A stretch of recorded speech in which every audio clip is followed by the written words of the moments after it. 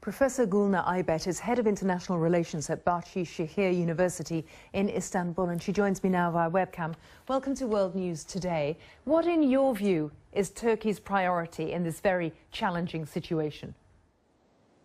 Well, Turkey, at the first instance, wants to secure its borders and does not want to get involved as being the only coalition member with boots on the ground across the border for a quick fix solution that at the moment doesn't have a very clear long-term coalition strategy or an exit strategy. Therefore, I mean, rightly, they're saying that they're looking at the situation very cautiously, and they've also called for the establishment of a no-fly zone and a buffer zone for a safe area, so that refugees who are already in Turkey can actually go back and be safely accommodated there, but also to take care of people who are already stranded within Syria as well. And when you look at Turkey's own national security interests, is it right to say that Islamic State militants fighting against President Assad might be in Turkey's interests? Absolutely, but I mean, Turkey doesn't want to put boots on the ground all by itself at the moment. I mean, and especially when there's no clear long-term strategy. That's why they've said that, I mean, the only way that they would probably get involved is if there is a coalition effort, of an international effort for a no-fly zone that will protect the troops there and also the safe areas that are to be established. But so far, there's been very little support. France has shown some support for the establishment of the safe area, but the other allies are approaching this with caution.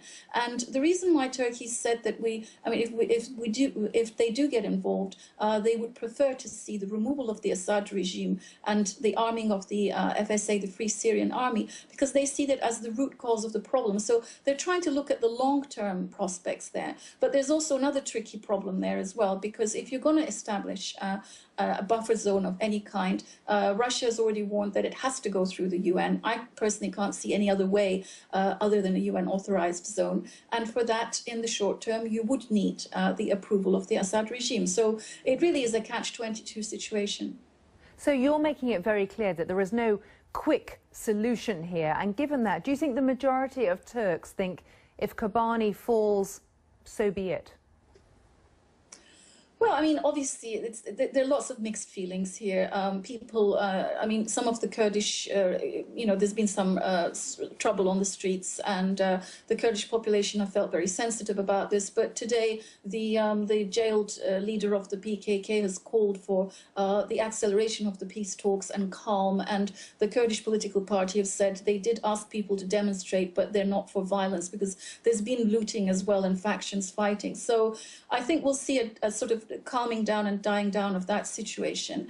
But it's wrong to say that people don't care. I mean, obviously, it is a very tragic humanitarian situation evolving across the border, but that's precisely why Turkey has taken in so many refugees, much more than any of the European Union countries have done so. There's over 1.5 million refugees already, and Turkey's been shouldering the social and economic burden for that themselves, but they don't want to dragged into a quagmire, and that's absolutely.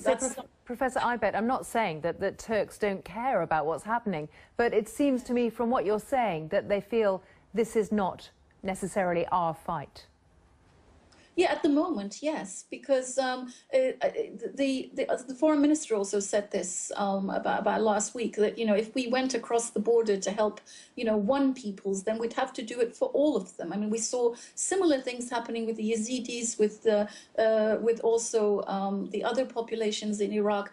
And Turkey can't, just because they're the closest country, run across the border and save people every time. And it's very unrealistic to expect that. And also, especially as the situation is developing, you're seeing new conflicts emerging on the Lebanese border with Hezbollah and Nusra. And, nobody wants to get dragged into a quagmire at the moment. So I think that's precisely why Turkey's looking at this very cautiously. They have been urging for a no-fly zone and a safe pocket. And I think in the short term, that's the only thing that's going to maybe sort of try to alleviate the situation a little bit. But as I said, it hasn't had the support that it needs from the allies. Professor Gulnaz Aybet, good to talk to you. Thank you for speaking to us from Istanbul. Thank you. Thank you.